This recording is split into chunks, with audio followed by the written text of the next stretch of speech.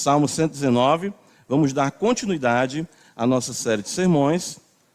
Nós vamos ler dessa feita do versículo 25 até o versículo 27 e vamos nos deter especificamente essa manhã no verso 27. Diz assim a palavra do Senhor: A minha alma está apegada ao pó, vivifica-me segundo a tua palavra. Eu te expus os meus caminhos e tu me valeste. Ensina-me os teus decretos. Faze-me atinar com o caminho dos teus preceitos e meditarei nas tuas maravilhas. Amém. Vamos orar ao Senhor. Pai, nós te agradecemos. São tantas as bênçãos, tantas as vitórias, tanto, Senhor, de fato a tua misericórdia é abundante sobre a nossa vida. Nós só podemos te agradecer. Como o Santo Apóstolo nos ensina hoje na leitura feita, o Senhor já falou conosco. A nossa fé está sendo cada vez mais apurada, para que possamos contemplar a consumação da mesma, redundando em alegria e gozo na revelação de nosso Senhor e Salvador, Jesus Cristo. Ajuda-nos a caminharmos, te louvamos por estarmos aqui, a tua igreja, nessa manhã, para juntos tributarmos a ti o culto que te é devido. Sê conosco, Senhor. Magnifica o teu nome e a tua palavra. O que importa é que tu cresça. Cada dia nós possamos diminuir. A cruz de nosso Senhor e Salvador Jesus Cristo seja a sua santa e bendita mensagem exaltada, centralizada em nossos corações. Seja esta uma manhã também de salvação para os que não te conhecem, de perdão, de restauração, de transformação no poder do Espírito Santo. Aos cansados, Senhor, renova as forças. Aos que estão abatidos, renova o vigor, porque os que esperam no Senhor renovarão as suas forças. Ajuda-nos essa manhã mais uma vez. Nós te oramos em Cristo Jesus, nosso Senhor. Amém. Meus irmãos, nós consideramos na semana passada a importância da confissão de nossos pecados e do perdão que procede do nosso Deus, não é? O versículo anterior, como os irmãos podem perceber, o versículo 26, o salmista expõe diante do Senhor os seus pecados e o Senhor lhe perdoa. E nós consideramos isso, a importância disso para nossas vidas. Quanto é importante nós nos denunciarmos diante de Deus. Nós denunciarmos os nossos pecados. Confissão, basicamente, significa dizer a mesma coisa. Dizer a mesma coisa que Deus diz acerca dos nossos pecados. A visão que Deus tem acerca de nós, Ele nos transmite em sua palavra e nós nos submetemos à sua vontade dizendo: o Senhor é verdadeiro, todo homem é mentiroso, de fato nós somos pecadores, o Senhor é a verdade. Então quando nós fazemos isso, recebemos o perdão de Deus. Que Deus busca em nós cada vez mais a conformidade com Ele, a humildade. Ele diz: aprendei de mim que sou manso e humilde de coração. E consequentemente, nós vimos no versículo 26, ele diz: ensina-me os teus decretos. Ou seja, a vida do salmista então prossegue no seu discipulado. Prossegue aprendendo da palavra de Deus. Ele prossegue conhecendo o Senhor. Como diz o profeta Oséias: conheçamos e prossigamos em conhecer o Senhor. É isso que de fato é a vida, a dinâmica da vida cristã. Por isso estamos aqui todos os domingos, as quartas-feiras e os dias em que o Senhor nos concede juntos aprendermos da sua palavra. Então só assim nós podemos caminhar, prosseguir em nosso discipulado, em nossa caminhada cristã. Lembra que a gente considerou isso quando Jesus perdoava alguém, ele dizia: vai, não é? Eu acho tão importante isso, porque a nossa vida só tem prosseguimento com a palavra que procede da boca de Deus, de perdão, de graça. Aí nós conseguimos ir, não é? Lembra que nós consideramos que o pecado, ele trava as rodas da nossa espiritualidade. Nós temos dificuldade de caminhar melhor. Por quê? Porque o pecado, de fato, ele é atraso de vida, não é? É atraso de vida, nos coloca na contramão da vontade de Deus e nos deixa muitas vezes, claro, abatidos e tristes para aqueles que de fato conhecem o Senhor. Então, por essa razão, o salmista, então, ele vai continuar pedindo a Deus que seja com ele e lhe ensine os seus decretos, né? E é nesse desejo que ele prossegue diante do Senhor. Versículo número 27, então, veja, ele conclui o 26 falando que ele quer aprender. Ele diz: ensina-me os teus decretos. No verso 27, então, ele diz assim: faze-me atinar com o caminho dos teus preceitos. Então, o que é que o salmista faz aqui? Ele prossegue na busca pelo verdadeiro entendimento, conhecimento da palavra. E nós aprendemos então disso, que a compreensão das Escrituras é uma obra sobrenatural. A compreensão da palavra de Deus é uma obra sobrenatural. O Santo Livro é divino, é a mente do próprio Deus a nós revelada. Nós não podemos entender as coisas de Deus naturalmente. Ou seja, quando ele pede ao Senhor que o ensine, ele continua rogando ao Senhor que o faça atinar com os seus preceitos. Davi aqui está destacando para nós a necessidade da revelação que procede do Espírito de Deus para a compreensão da palavra do próprio Deus. 1 Coríntios, capítulo 2, o texto é bem conhecido, mas abra a palavra, é tão importante nós acompanharmos e vermos o que o Senhor nos ensina, né? 1 Coríntios 2, 14, nos traz também familiaridade com as Escrituras. Paulo diz, 1 Coríntios, capítulo 2, verso 14, ora, o homem natural não aceita as coisas do Espírito de Deus, porque eles são loucura. Não pode entendê-las, porque elas se discernem espiritualmente. Então, perceba aqui, claro que existe um nível de compreensão humana das Escrituras. Qualquer pessoa pode ler a Bíblia, pode entender seus gêneros literários. A construção da língua portuguesa é acessível a todo homem, falando na nossa tradução, né, nossa língua. A Bíblia é um livro escrito em linguagem humana, através de homens comuns. Não é? Ou seja, porque homens pecadores, claro que foram chamados por Deus. Porém, a inspiração das Escrituras, de acordo com Paulo em 2 Timóteo 3,16, a distingue de qualquer escrito humano, pois a mesma foi soprada pelo próprio Deus. É isso que Paulo diz, toda a Escritura é soprada por Deus. Ela é inspirada por Deus. Então a compreensão das Escrituras se dá no nível sobrenatural. E nós muitas vezes ignoramos isso e não buscamos a Deus em oração para a nossa leitura das Escrituras. De fato, muitas vezes não consideramos suplicar ao Senhor a compreensão da sua palavra. Isso é algo que nós temos que ter cuidado, para não fazermos disso algo comum, sorrateiro, aliás, costumeiro, não é? E não algo que realmente proceda de uma relação com o próprio Deus vivo. Isso é muito maravilhoso. Quando você lê livros que tratam e defendem o aspecto da inerrância da palavra de Deus, o seu caráter, né, permanente, verdadeiro, toda verdadeira, você vai ver argumentos que são muito preciosos. Porém, eu gosto do que Calvino diz, no final de tudo, é o Espírito de Deus que vai testificar no seu coração que as Escrituras são a palavra de Deus.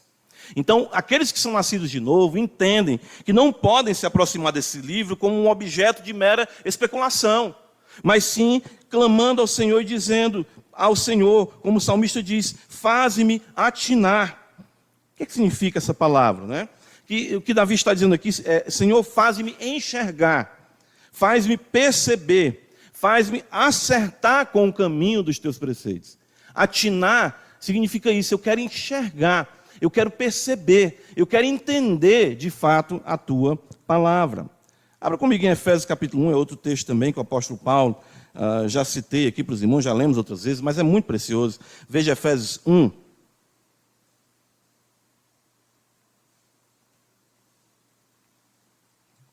O apóstolo Paulo, ele vai rogar pela igreja de Éfeso, e nessa oração tão preciosa, ele primeiro destaca que dar graças a Deus, fazendo menção dos Efésios, nas orações dele, versículo 16. Mas no versículo 17, veja, Paulo diz, para que o Deus de nosso Senhor Jesus Cristo, o Pai da glória, diz o santo apóstolo, vos conceda espírito de sabedoria e de revelação. Onde? Trazendo coisas, né? Trazendo imagens, trazendo mensagens do além. Não, de sabedoria e revelação no pleno conhecimento dele, ou seja, a sua palavra. Irmãos, muitos conhecem as Escrituras, mas não são todos que atinam com o seu caminho. Eu lembro, quando ainda jovem, não cristão, eu tinha um colega, e ele tinha um irmão que era muito inteligente, aquelas pessoas que estão fazendo, na minha época era uma quinta série, já passava para a oitava, né? Tinha uma certa genialidade. E aí ele dizia para mim assim, rapaz, esse meu irmão já leu a Bíblia todinha várias vezes. Se tu falar de uma coisa do texto da Bíblia, ele sabe onde se encontra. Mas ele não atinava de fato, não enxergava, não percebia a mente de Deus nas Sagradas Escrituras. Muitos conhecem as Escrituras. O conhecimento teológico, ele pode ser sorrateiramente enganador. Existem teólogos que são precisos em suas exegeses, em sua hermenêutica. Existem teólogos que são até consultados, teólogos não ortodoxos, que são consultados por teólogos ortodoxos, pela mente brilhante com que esses teólogos sabem lidar, com textos, enfim, com grego, com hebraico e por aí vai, mas não conheciam de fato o Senhor Jesus Cristo. Não tinham uma compreensão salvadora do Evangelho. Redefiniam o Evangelho, tratavam ele apenas como uma questão social e assim por diante. Nós precisamos, irmãos, da obra sobrenatural do Espírito, a fim de que as benditas verdades se apropriem de nós, em vez de nós apenas nos apropriarmos das mesmas. Não é? Ou seja, não é uma questão do conhecimento, não é, lhe pertencer. É a questão de você pertencer ao verdadeiro conhecimento. De você pertencer à verdadeira sabedoria, que é o próprio Deus. Não é? Por essa razão, a teologia é tão bem casada com a oração. Veja o versículo 27, ele está orando, faze-me atinar com o caminho dos teus preceitos. Teologia, como tenho insistido aqui com os irmãos, ela é muito bem casada com a oração. Somente os loucos é que buscam aqui o divórcio, a separação. E eu passei alguns anos da minha vida trabalhando com essa realidade de livros teológicos, foi onde eu pude conhecer mais um pouco assim, e ter esse prazer também de estudar teologia. E eu recebia clientes na livraria que eu atendia, já me procuravam, eu ficava na parte de livros, e eu lembro, certa feita, isso, começo aí dos anos 2000, né? Eu estava ali e chegava um camarada, ele só procurava obras dentro dessa questão de exegese, línguas e tudo. Ele chegou alguma coisa, disse, tem esse livro sobre grego, tem esse livro sobre hebraico, ele ia juntando, levava. E aí a gente normalmente conversando, eu perguntei, o irmão é de qual igreja? Ele disse, não sou de igreja nenhuma não. Eu disse, não.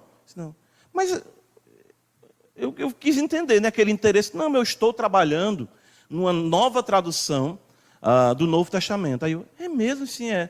Aí ele começou a citar alguns textos, falando das pastorais, citando aquela questão de comichão, explicando o que significava, que a versão Aara tinha esse problema, aquilo tinha aquilo, e ele estava trabalhando. Aí eu pensei, mas você não congrega? Eu disse, não congrego não. E basicamente ele disse, não sou crente não. Mas ele estava preparando um texto que provavelmente poderia vir a ser utilizado pelos crentes.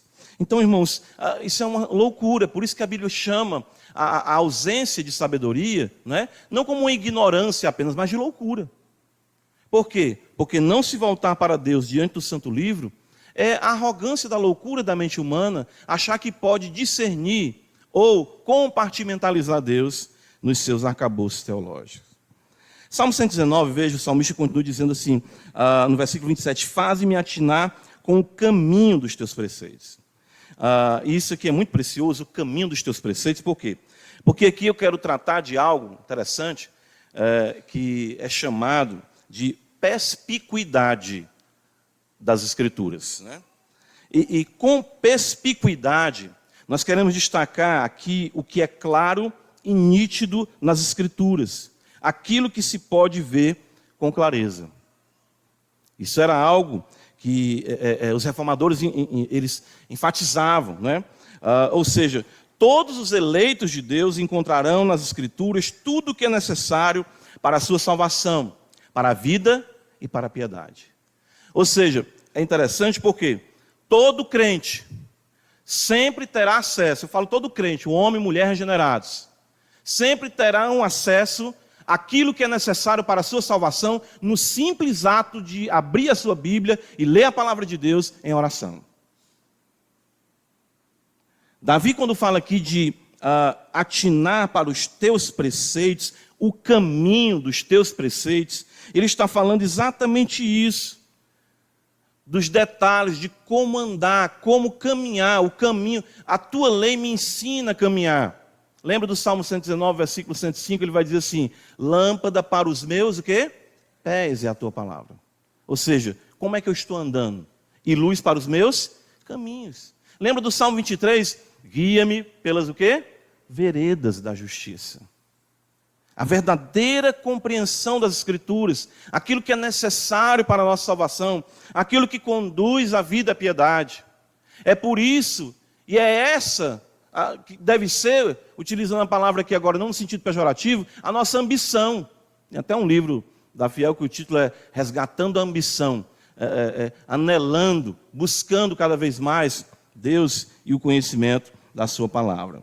2 Pedro, capítulo 1, o apóstolo vai dizer, né? Veja, 2 Pedro, capítulo 1, versículo número 3, ele diz: visto como pelo seu divino poder, 2 Pedro 1, verso 3, nos têm sido doadas todas as coisas que conduzem à vida e à piedade. Veja, pelo conhecimento completo daquele que nos chamou para a sua própria glória e virtude. E é interessante que na escrita desses textos neotestamentários, no caso aqui o apóstolo Pedro, não estava ainda completo o Novo Testamento, mas ele fala o conhecimento completo.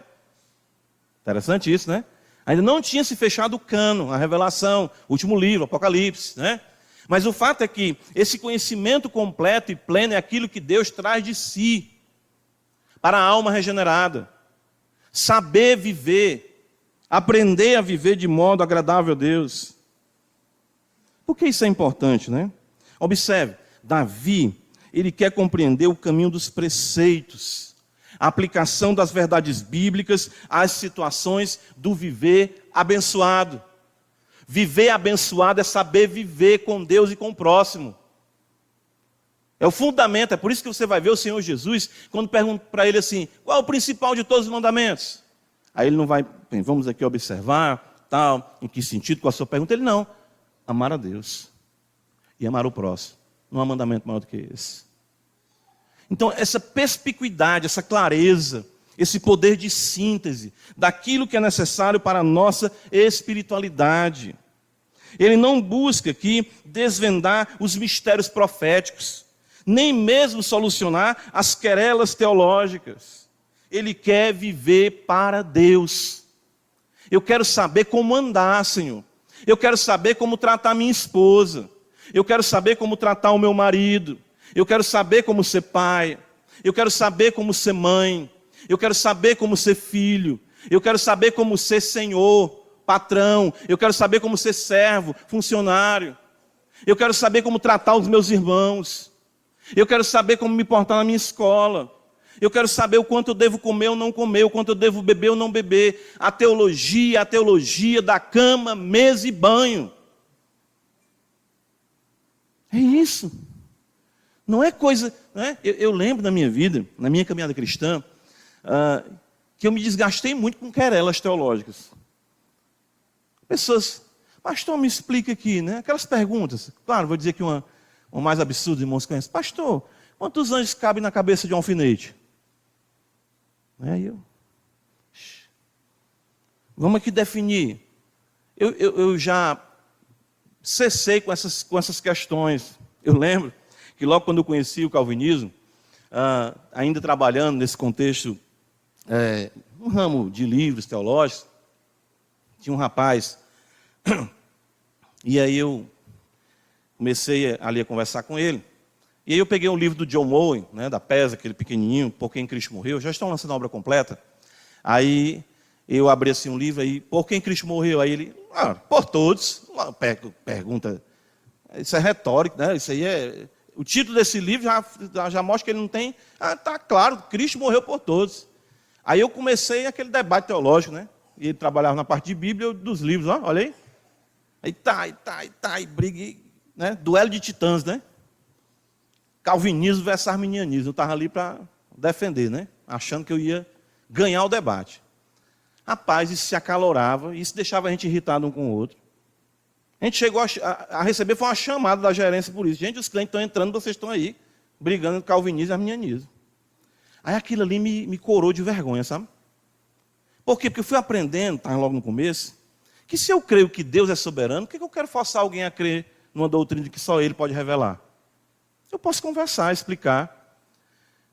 E aí eu peguei, né, o livro, assim, já pedi perdão a Deus por aquela atitude minha, coloquei o livro assim do lado, deixei ali, né, a isca, né? Aí um dia eu saí para o almoço, quando eu voltei, ele estava lendo o livro, ó, o rapaz. Aí ele lendo o livro, era engraçado essa história. Voltei do almoço, aí eu em pé aqui, atendendo, aí eu olhava para ele no outro setor, e ele não estava com um cliente, aí ele estava aqui com o livro, ele...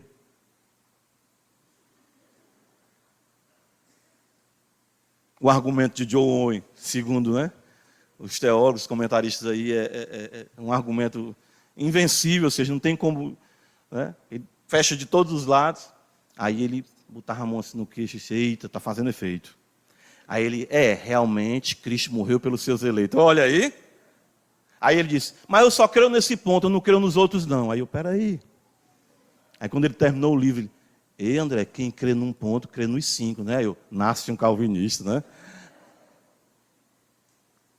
Sem força e sem violência, porque o conhecimento de Deus, como diz o profeta Zacarias, né, não é por força nem por violência, mas pelo meu Espírito, diz o Senhor. Irmãos, não sejamos incoerentes, não sejamos contradições vivas, cheios de teologia, definidos em nossas chaves hermenêuticas, gladiadores escatológicos, titãs no calvinismo, porém anões no simples saber viver a vida comum. Por isso que Davi, ele não ora, Senhor, resolve para mim essa questão, né? Como é que vai ser, né? Lembra da mulher samaritana? É em Samaria ou é em Jerusalém? Aí Jesus, mulher, vai chamar teu marido. Ó. Ele aplica a verdade o quê? Teu problema é que tu fica pegando o marido dos outros. Jesus resume ali, vai chamar teu marido. Ela não tem marido não, ele disseste bem. Já teve 5, esse que tu tem agora e também não é teu. Disse, eita, teologia aplicada às situações do viver. Não adianta, né? Nós sabemos tantas coisas. O nosso Deus, Ele é um Deus que vive conosco, Ele habita em nós. O saber é bom, porém, sem amor, resulta apenas em inchaço. Saber é amar e viver em amor a Deus e ao próximo. 1 Coríntios capítulo 8, veja, Paulo diz isso, né?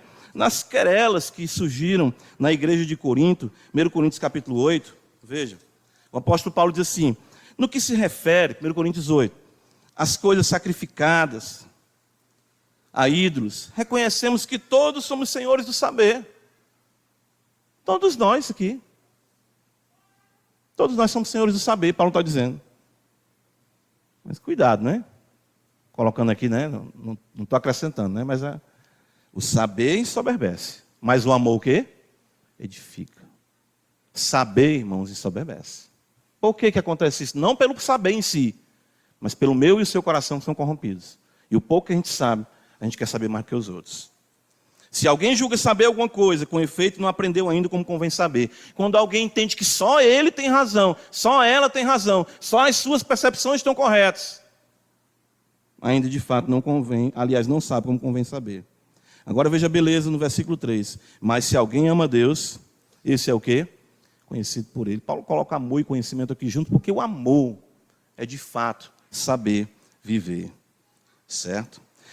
Concluindo, Salmo 119, versículo 27, Davi diz, faze-me atinar com o caminho dos teus preceitos e meditarei nas tuas maravilhas. Então veja, nós vimos a busca pelo verdadeiro conhecimento, e o verdadeiro conhecimento para Davi, aqui, é aquilo que é claro, simples, fácil de enxergar nas Escrituras pelo poder do Espírito Santo, aquilo que tecnicamente chamamos de perspicuidade das Escrituras. Então ele entende que quando esse conhecimento vem para ele, o seu ser é tomado por esse conhecimento. Ele diz aqui, meditarei nas tuas maravilhas. Irmãos, a prática da meditação é também algo essa prática é muito escassa em nossos dias.